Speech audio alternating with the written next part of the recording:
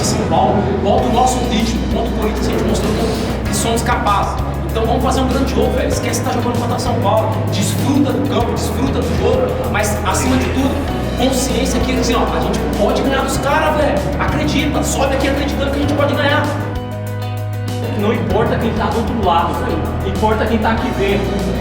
Acredita, se ajudem dentro do campo, um pelo outro, velho. A gente fala com as nossas atitudes lá dentro. Não tem lamentação, não tem explicação, tem atitude. E vamos fazer acontecer. Se impor lá dentro. Já começa forte. Vamos!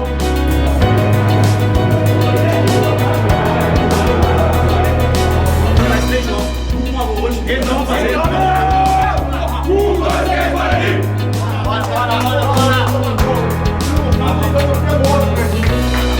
Time compacto, cooperando, gente, cooperando.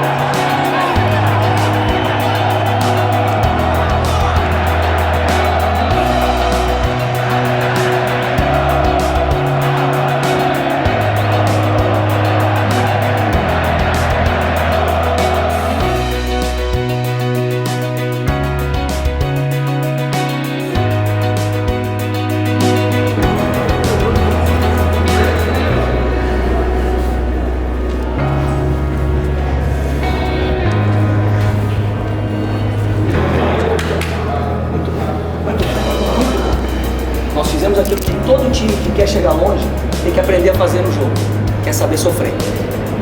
E nós sofremos todos juntos. Isso que é o mais bacana. Não ficamos só os zagueiros ali pulando, estava com os atacantes, estavam pressionando. Estamos de parabéns.